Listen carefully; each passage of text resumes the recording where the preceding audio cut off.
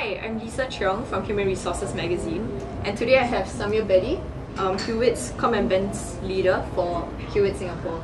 So hi Samir. Hi Lisa, thanks for having me. Yep, so we'll get down to business.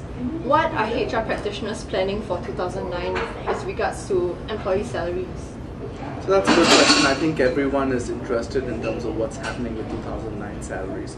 We at Hewitt Associates have conducted an economic impact survey in October 08 to check with post the economic downturn what are employers in Singapore actually paying as salary increases. The projections for 2009 are down to 3.8% as salary increases in Singapore.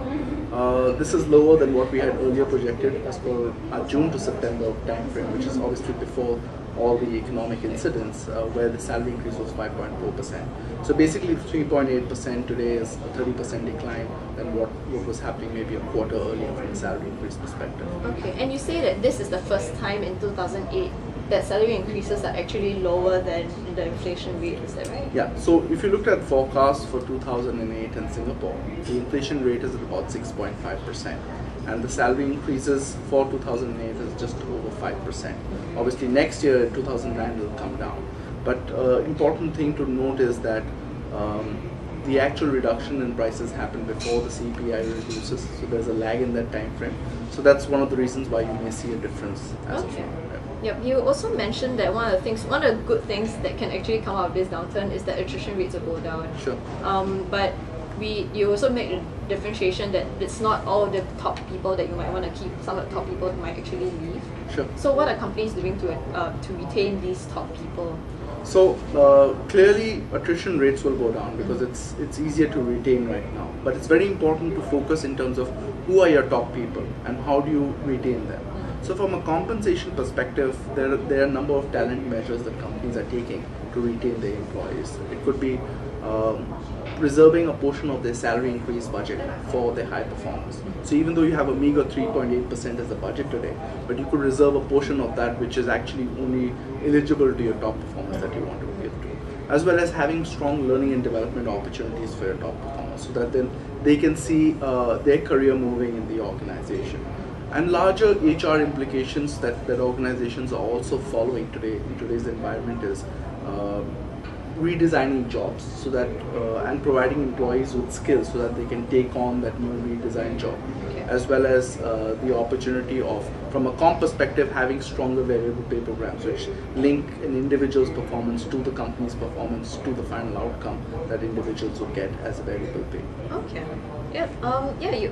We also talked about rather you presented that more companies are putting a freeze on hiring. Sure. But there is still strategic hiring going on. Can you explain more about the differentiation between the two? So I think this period from an economic perspective will separate the men from the boys.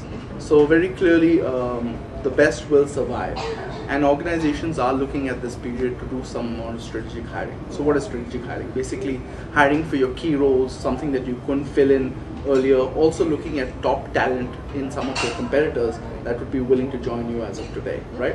So even though majority of the organizations say there's going to be a hiring freeze, 70% of them say that we will be looking at strategic hiring during this phase as well in order to ensure that we are the men and not the boys. Okay. So basically if you are a good candidate, you can still look for a job. Sure. Yes. Will poaching still be carried on as usual? It may reduce because many companies who've implemented a hiring freeze may not have that role. Okay. So, but for some of the critical roles which are extremely critical to an organization, I think there will be some amount of poaching still. Okay. Yeah. So good news for the recruitment consultants, they're not out of business yet. They're not out of business yet. So yeah, and another one is what can employees expect to look with regards to bonus packages at the end of the year? Okay. So we did ask the question whether companies were making a change to their bonus packages, and an overwhelming 74% said yes, we are making a change, right? Yeah. But however, the impact on bonus packages would be more in 09 than in 08. There may be some amount of small changes in 08 so that you manage expectations when you come down to 09. Okay. But a majority of those changes may be in 09 in terms of bonus packages. Okay. Yeah. So in a nutshell, what can HR practitioners expect in 2009? So in 2009, HR practitioners can expect to be able to motivate their teams more.